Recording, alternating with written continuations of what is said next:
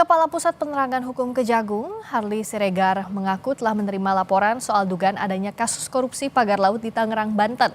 Harli Siregar bilang pihaknya telah menerima laporan Koordinator Masyarakat Anti Korupsi Indonesia atau MAKI. Kejaksaan Agung akan mengkaji isi laporan tersebut dan mengumpulkan data-data dari pihak terkait dalam kasus pagar laut di Tangerang.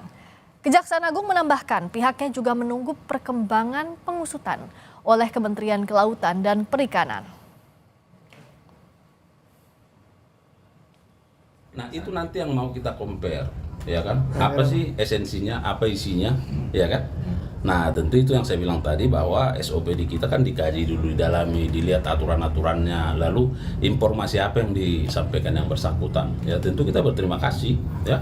Nah lalu kita lihat bagaimana kebijakan atau temuan atau informasi yang sudah ditemukan oleh yang saya sampaikan tadi lembaga leading sektor itu misalnya, apakah ada indikasi pidananya, peristiwa pidananya di situ. Jadi supaya ada kolaborasi lah, bersinergi antar instansi. Jadi jangan carut marut, ya. Jadi ditangani sana, ditangani sini, satu pun tak jelas, kan?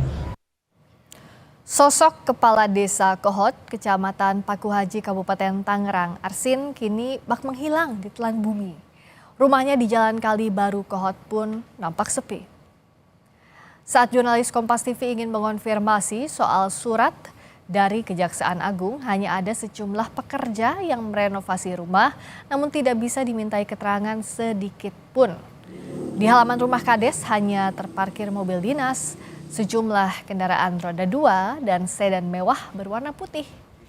Kepala Desa Kohot Arsin jadi sorotan setelah perdebatannya dengan Menteri ATR BPN Nusron Wahid di Banten, lantaran menyebut lahan di dalam pagar laut dulu bekas empang.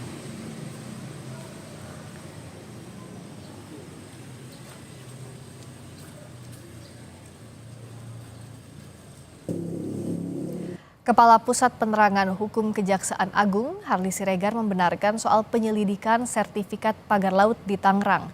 Dimulai dengan permintaan data kepada Kepala Desa Kohot tertanggal 22 Januari 2025, namun Kejaksaan Agung belum memeriksa Kepala Desa Kohot Arsin terkait dugaan adanya pelanggaran atau tidak dalam penerbitan sertifikat hak milik dan sertifikat hak guna bangunan.